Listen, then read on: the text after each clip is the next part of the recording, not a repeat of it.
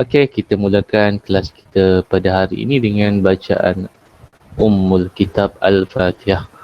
A'udzubillahi minasyaitonir rajim. Bismillahirrahmanirrahim. Alhamdulillahirabbil alamin arrahmanir rahim maliki yaumiddin iyyaka na'budu wa iyyaka nasta'in ihdinas siratal mustaqim ghairil maghdubi 'alaihim.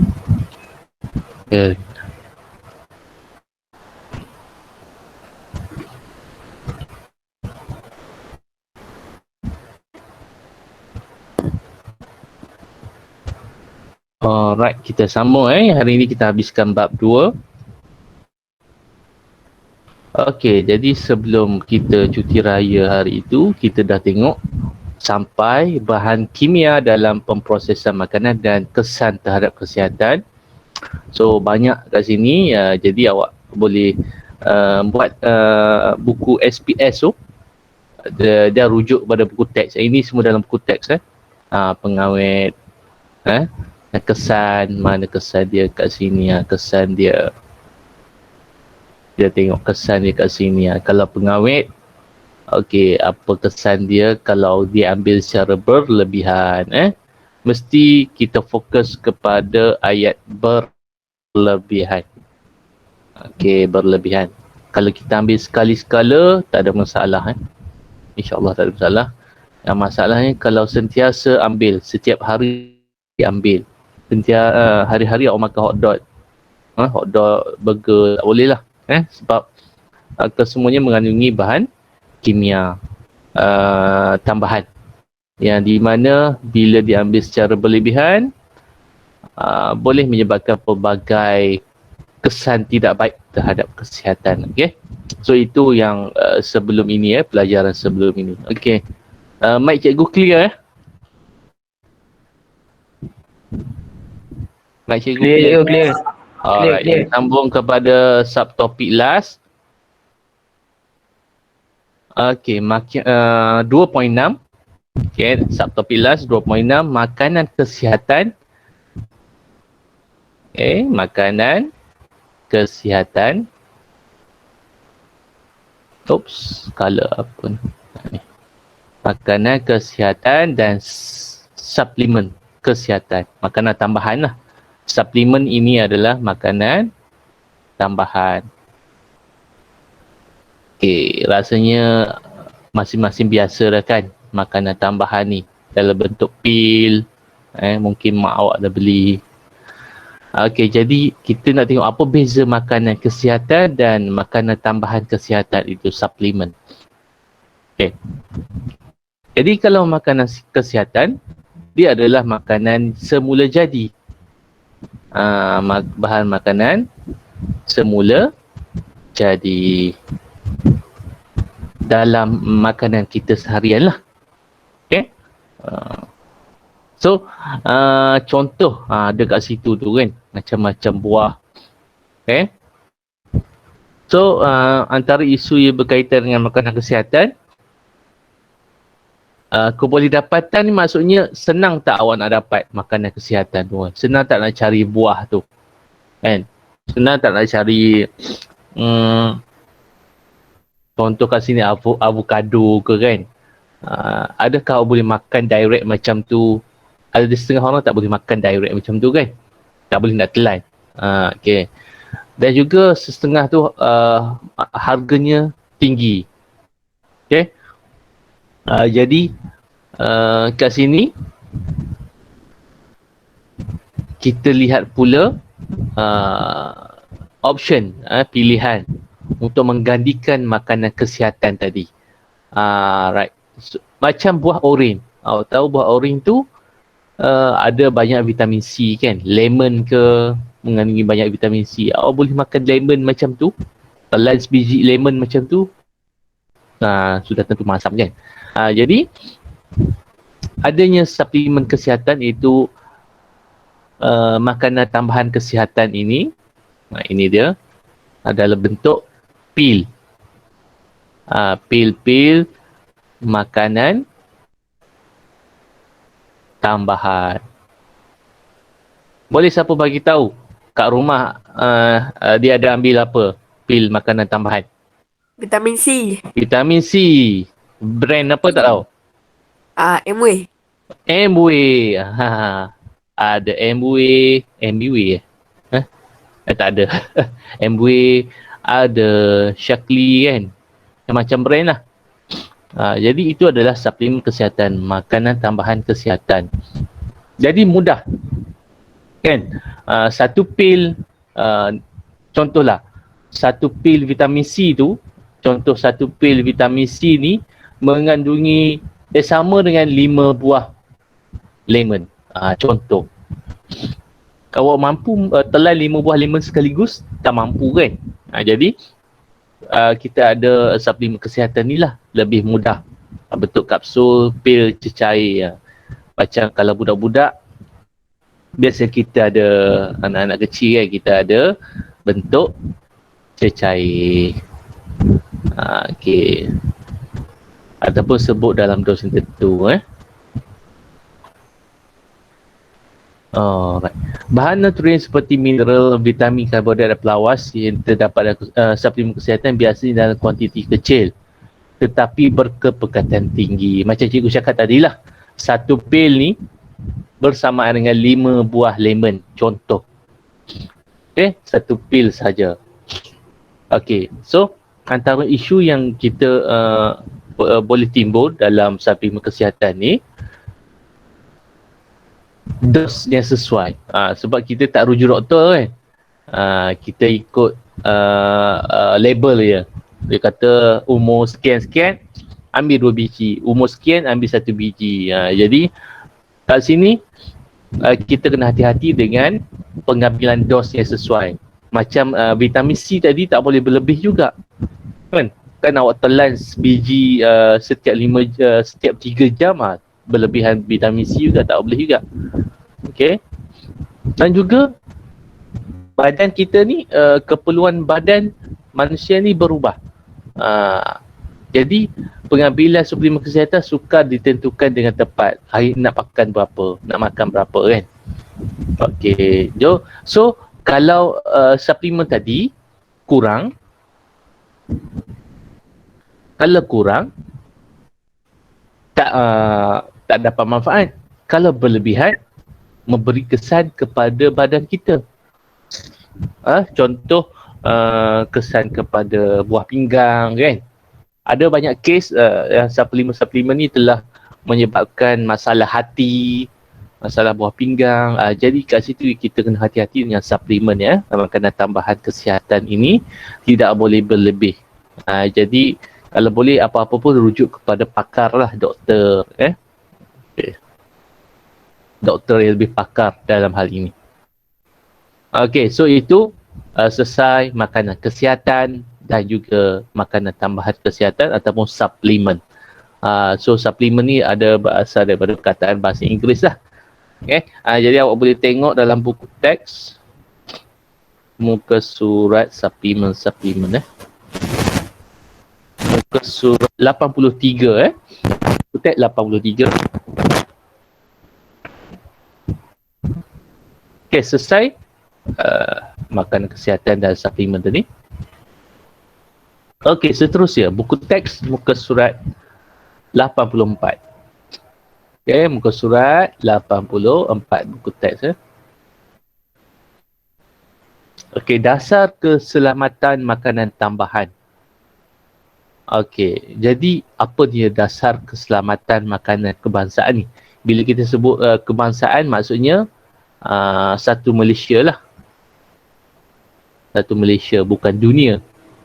Satu Malaysia, satu negara kita. Okey. So dasar keselamatan makanan ni dikuatkuasakan oleh bahagian keselamatan dan kualiti makanan KKM. Okey, melalui proses keselamatan makanan. Kenapa? Tujuan dia. Kenapa? Ini dia tujuan. Okey. Setujuan. Kenapa perlu ada Kenapa perlu ada dasar keselamatan makanan So boleh baca nak detail dalam kutek buku surat 84 So yang pertama, melindungi orang awam kita lah daripada risiko pengambilan, ni yang pertama, daripada risiko pengambilan makanan dan minuman yang mengancam kesihatan. Tadi kita dah tengok suplemen. Jadi ada produk-produk di luar sana, dia tak lulus sebenarnya. Dia tak lulus, bukan tak lulus dia, sebab makanan tambahan ni dia tak perlu mendapatkan kelulusan KKM kalau makanan tambahan. Kecuali dia declare itu adalah diwartakan sebagai ubat. Hanya ubat saja yang KKM akan kaji dengan detail. Tapi kat sini suplemen tambahan tu juga sentiasa mendapat pemerhatian lah KKM.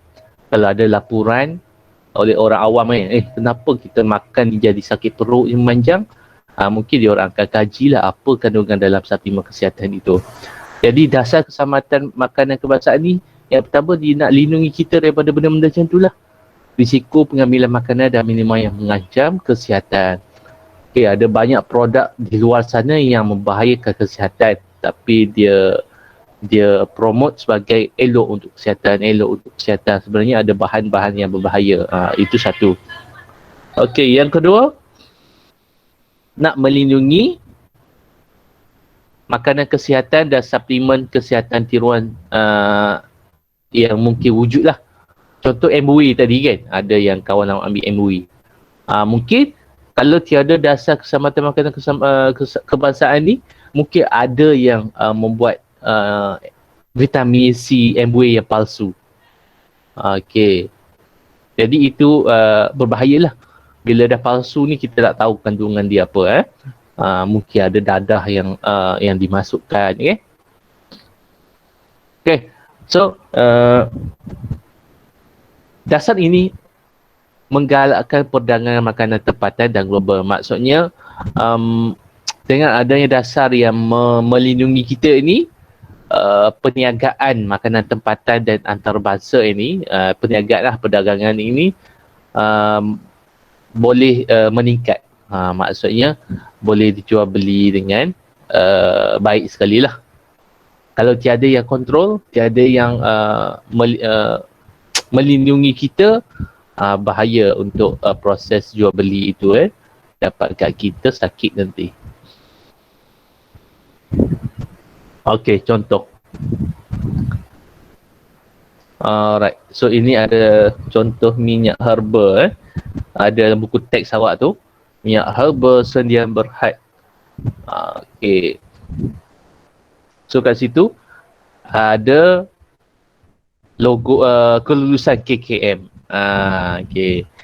Jadi kat sini kita tengok dasar keselamatan makanan kebangsaan ini berfungsi.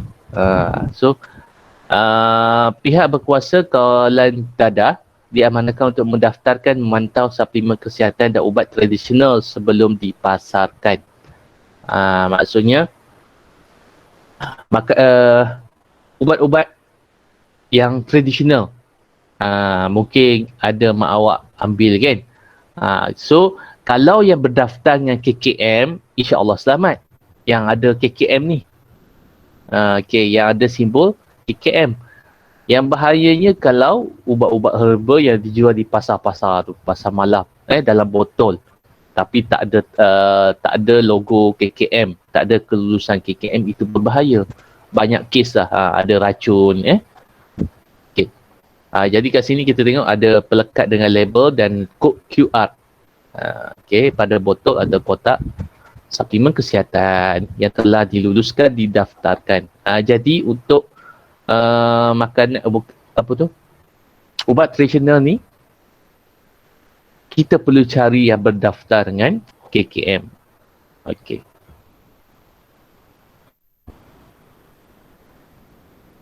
Seterusnya, kalau perasan dalam radio, radio ada iklan ubat-ubat, dia akan mula-mula awal iklan tu dia akan bagi tahu iklan ini mendapat kebenaran oleh lembaga apa tadi sudah lupa maksudnya sebelum diiklankan dia meminta keizinan dulu daripada pihak yang berkuasa lah sebelum iklan di radio. Dia akan bagi tahu iklan ini telah diluluskan macam tu lah lebih kurang so kat sini kalau tengoklah apa-apa saja iklan berkenaan dengan makanan ataupun makanan kesihatan lah biasanya kita ada satu istilah overclaim. Apa maksud overclaim? Siapa tahu apa maksud overclaim?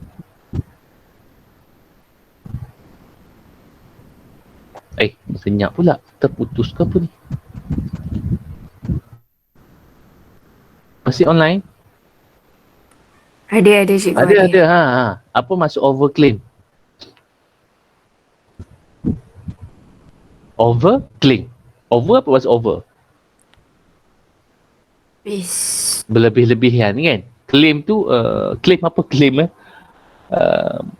dakwaan secara berlebih-lebihan. Contohlah, ni kebetulan ada vitamin C vitamin C kat tangan cikgu kan. Contoh iklan, belilah vitamin C ini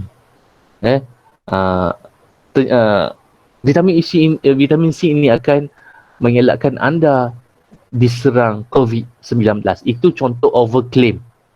Overclaim maksudnya berlebih-lebihan. Dia iklan dan sebenarnya tak betul pun. Dia iklan tu overclaim untuk menarik perhatian kita. Kita berdengar, bagus ni. Makan je tak kena COVID-19. So, kat sinilah perlunya dasar keselamatan makanan kebangsaan. Setiap iklan tu perlu dipantau.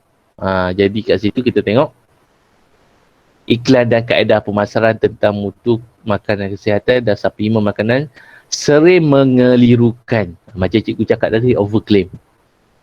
Jadi ramai yang terkena kat situ. Jadi badan ini, Dasar Keselamatan Makanan Keselamatan itu bertindak melindungi kita lah daripada benda macam ni. Jadi jangan selalu terkena dengan klaim-klaim ataupun iklan-iklan yang berlebih-lebihan. Kaji dulu. Okey.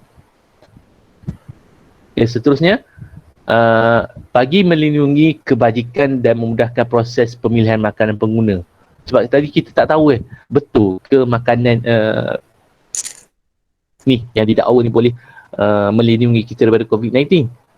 Jadi bagi melindungi kebajikan kita yang tertanya-tanya tadi, kita tertanya-tanya betul ke tak.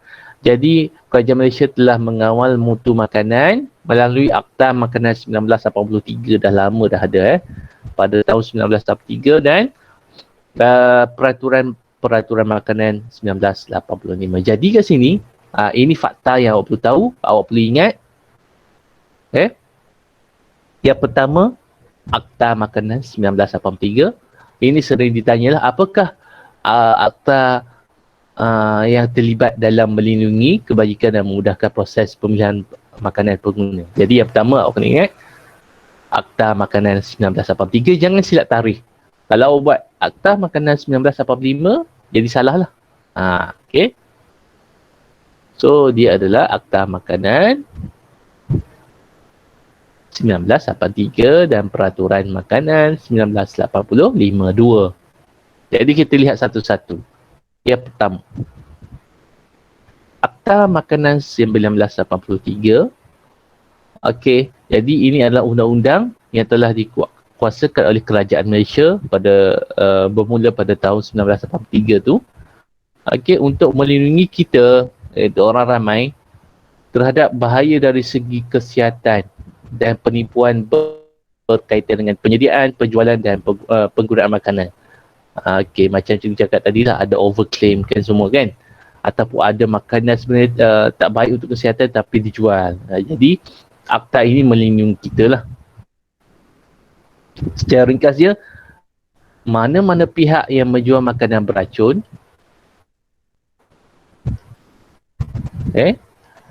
atau yang boleh menjejaskan kesihatan kita akan didenda. So kalau tak ada akta ini, penjual-penjual ini boleh suka hati jual kat kita. Jadi bila ada akta ni, maksudnya kita, kerajaan boleh dakwa, boleh mendakwa mana-mana peniaga yang menjual makanan beracun atau yang merosak, yang menjejaskan kesihatan. Okay? Sama ada dipenjarakan atau didenda atau kedua-duanya sekali sekiranya disabitkan kesalahan. Macam tadilah. Okey, penjual klaim. Oh, ini vitamin C ini bagus. Mengelakkan beberapa jenis penyakit. Mengelakkan anda dijangkiti penyakit. Tapi tiba-tiba bila dicek ada racun.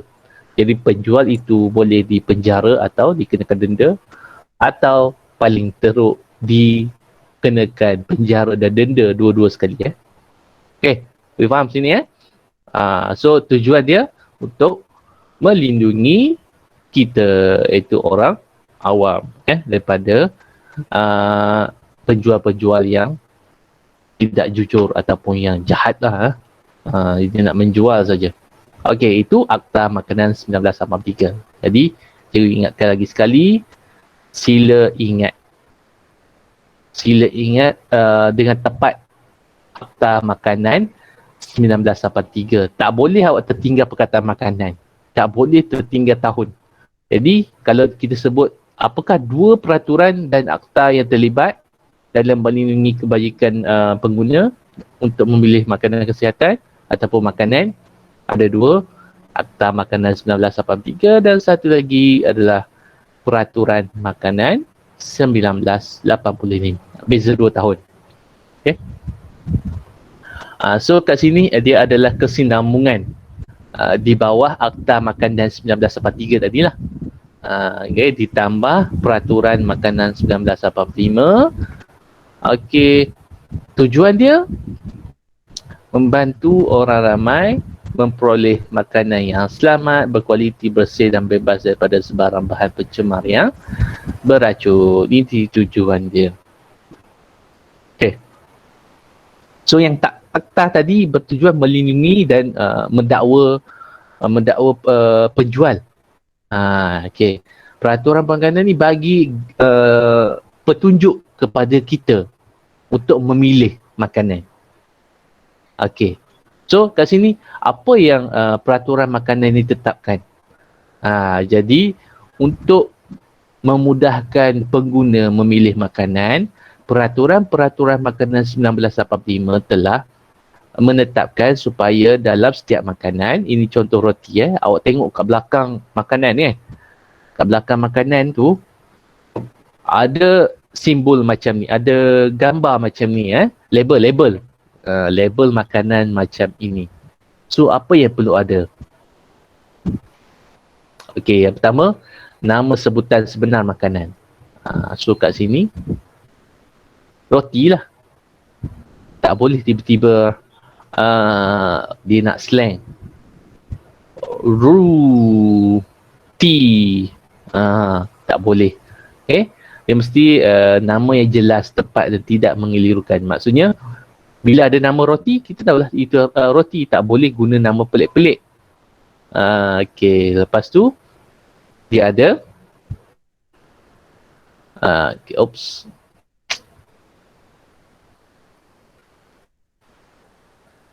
kemudian ada senarai ramuan. Kita tengok kat situ, dibesarkan. Ada tepung gandum, susu tepung tanpa lemak, lemak, sayur, mentega, gula pasir, garam dan ragi. Okey. Ikut logik, nak tanya, kenapa perlu ada ramuan? Siapa boleh jawab? Kenapa perlu disenaraikan ramuan? Boleh siapa-siapa bagi tahu? Jawab. Dia senyap je. Ada 22 orang. Siapa nak jawab? Kenapa? Secara logik, awak fikir, kenapa perlu ada ramuan? Supaya kita tahu kandungan makanan. Okey. Lagi? Kita tahu Makanan tu ada barang apa, macam tu lah. Macam tu lah lebih kurang kan. Okey, macam ni. Ada setengah orang allergic terhadap beberapa makanan kan. Ada tak yang allergic, yang alah terhadap kacang dalam kelas? Ataupun terhadap makanan-makanan laut? Hajira ayam. Ha? Ayam? Hajira energi ayam. Oh, ayam. Oh, sedap petik nama. Tapi memang betul. Jadi, kat sini, bila awak tengok ramuan, contoh sini kan, roti tu ada ayam. Siapa Azira Betul ke ni main petik ni? Ada Azira kat sini? Ada Azira? Ada. Betul LG ayam? Oh, Oh, kita kesian awak. Tak apalah. Okey, memang ada okey, memang ada mereka-mereka yang allergic terhadap ayam. Jadi, kat sini, bila kita dah tahu kita allergic dengan ayam, kita perlu lihat kandungan ramuan ni. Kalau awak tengok, ada ayam, tak boleh makan. Macam itulah. Itu kepentingan ada ramuan disenaraikan. Kalau ada kita allergic terhadap udang. Oh, okey, ini tak ada udang. Bolehlah selamatlah makan. Itu tujuan dia. Benda boleh fikir logik kan. Okey. Kemudian, ramuan sudah. Kemudian arahan penyimpanan. Okey. Arahan penyimpanan ikut arahan penyimpanan yang disarankan. So, roti ini perlu disimpan tempat sejuk dan kering. Tapi ada yang lebih kreatif. Dia nak tahan lama. Ada. Dia simpan dalam peti ais. Okey, roti ni, kalau roti gini ni lah, roti lain kita tak tahu. Kalau awak tak pegang dengan tangan yang basah, dia lebih tahan lama sebenarnya. Walaupun dah expired, sebenarnya dia tak rosak lagi ya. Expired date tu adalah jangkaan makanan tu masih elok. Tapi seeloknya awak makan sebelum expired date lah.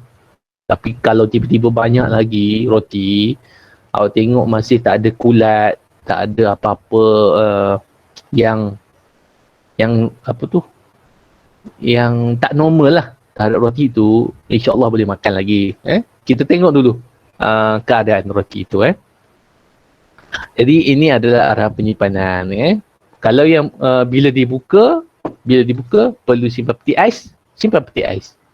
Ikut arahan penyimpanan. So kena baca macam ini. Ada arahan penyimpanan, dia cakap mana tadi? Disimpan di tempat yang sejuk dan kering juga. Okey. Kemudian ini penting. Itu nak tanya logik juga.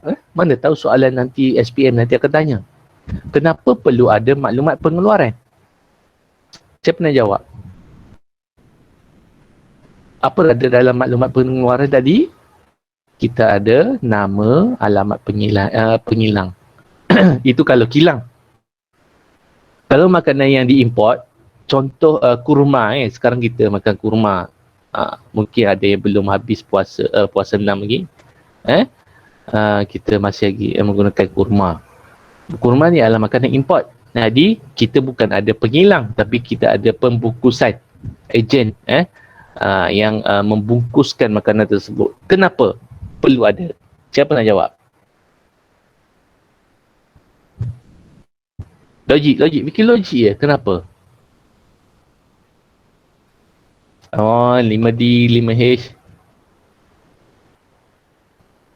Jawab. Kenapa perlu ada maklumat pengeluaran ni?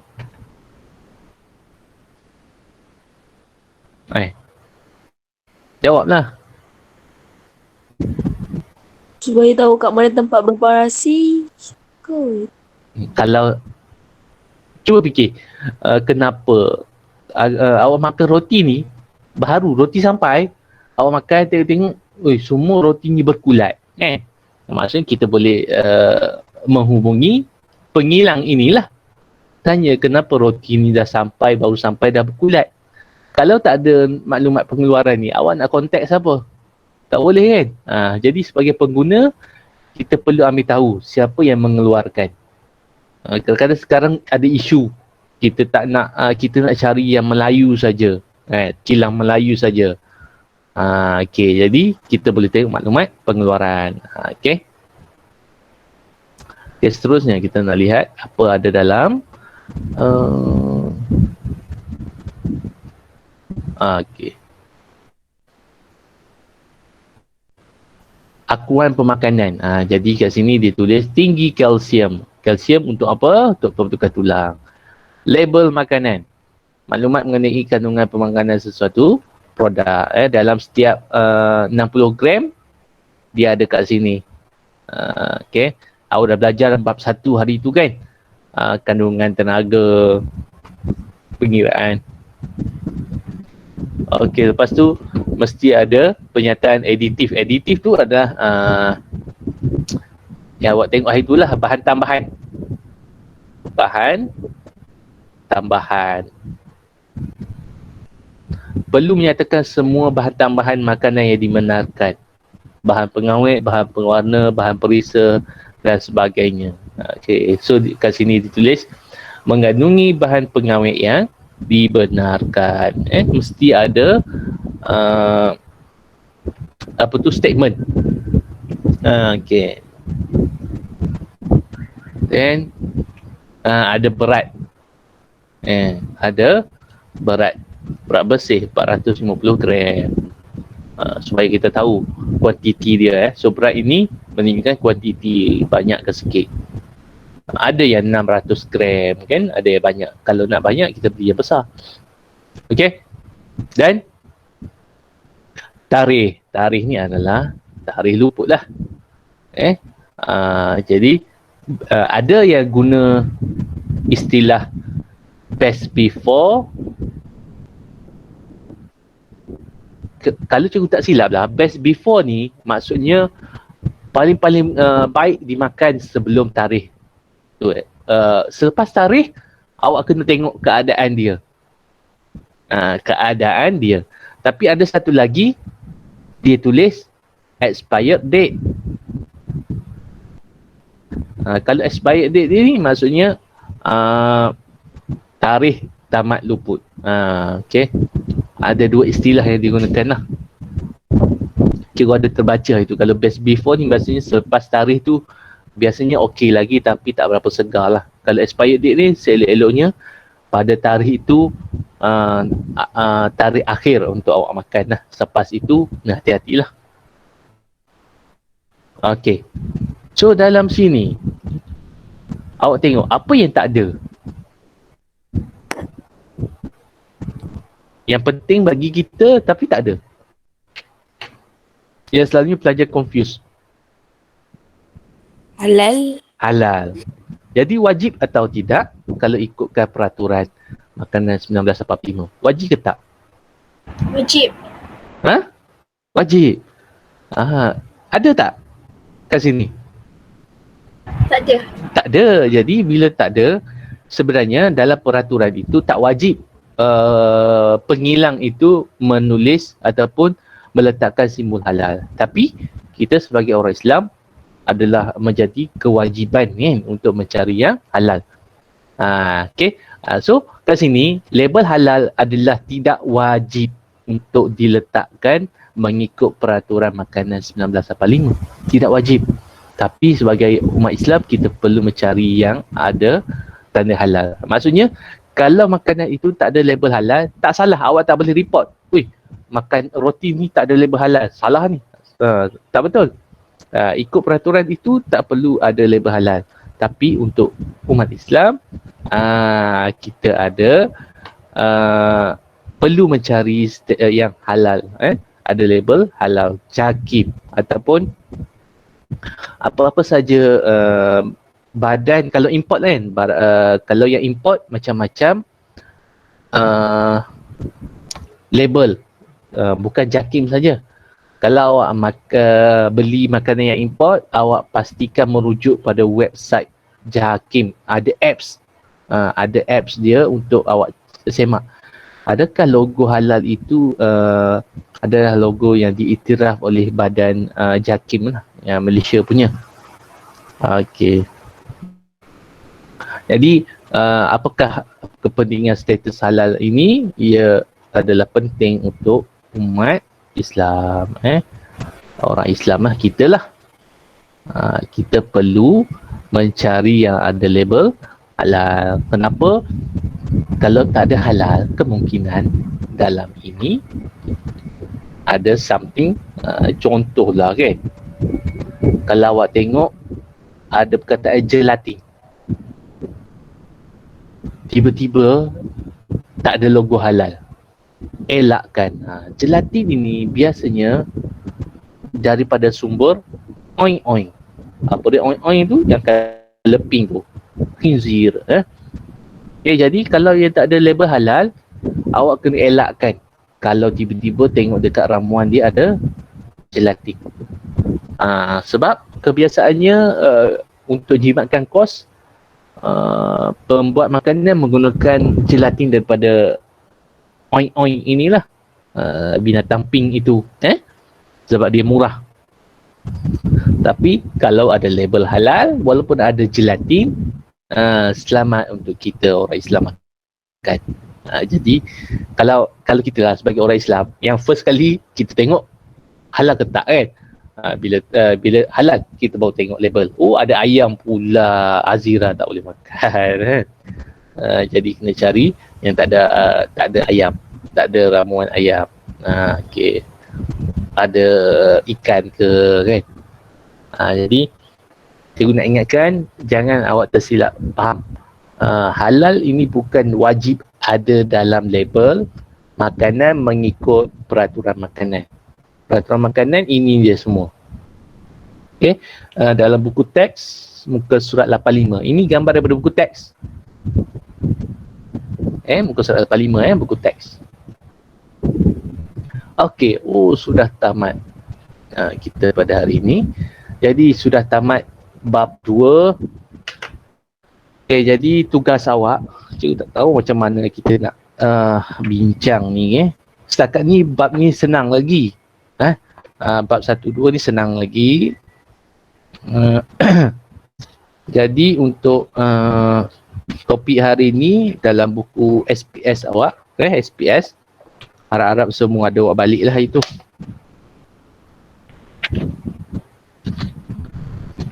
Muka surat untuk topik hari ini.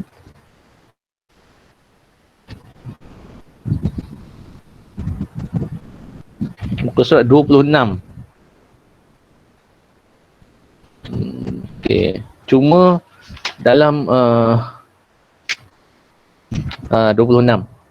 26 dalam KSPS ni dia tak ada latihan untuk yang bahagian halal ini sebab dalam buku teks ada buku teks dia pasal halal muka surat 86. Okey. Jadi muka surat 26. Lepas tu cikgu nak awak buat muka surat 27 dan 28. Okey, 27 tu soalan objektif. 28 awak buat kertas 2 bahagian B saja. Jelas tak? Latihan muka surat 26, latihan berkaitan dengan peraturan makanan. Okey, lepas tu praktis pengukuhan 2. Objektif dan juga kertas 2 bahagian B. Bahagian C tak perlu lagi. Bahagian C tak perlu lagi. Okey, ada apa-apa soalan? Latihan ni sebelum ni dah buat belum? Dah buat belum? Senyap. Senyap ni tak macam tak buat. Dah buat belum? Latihan-latihan sebelum ni? Dah aku. Dah, okey. So, muka surat 26, 27 dan 28 Ada apa-apa soalan?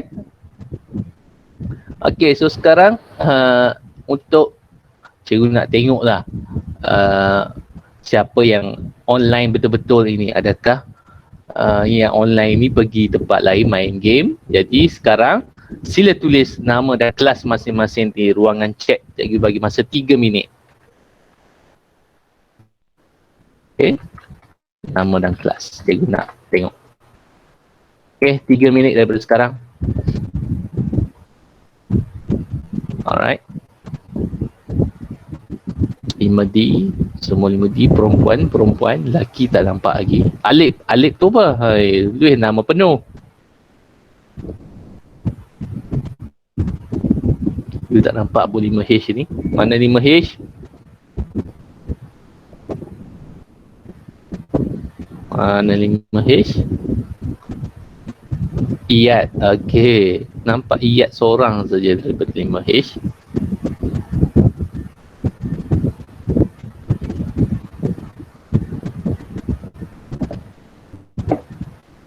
Sudah ke? 1, 2, 3, 4, 5, 6, 7, 8, 9, 10, 11, 12, 13, 14, 15, 18, 19. Okey. Kita ada 20. Ada 2 orang tak tulis lagi. Okey. Okey, so tahniah lah yang dapat mengikuti kelas hari ini. Okey, kalau tak ada apa-apa, ada apa-apa soalan berkaitan dengan makanan? Oh, hari tu ada seorang tanya pasal keju aja, lupa tanya. Nanti kita tengok balik lah. Maklumlah raya kan. Okey, kalau tak ada apa-apa, kita tangguhkan kelas kita dengan bacaan tasbih kafarah dan surah wal asr.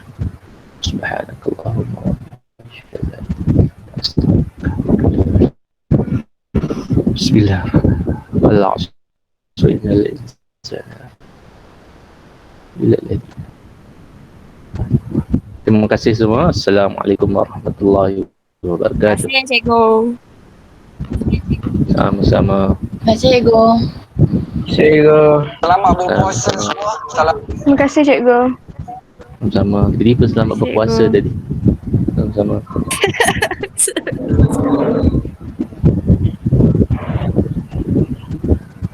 Assalamualaikum, Cikgu. Terima kasih. Assalamualaikum warahmatullahi wabarakatuh.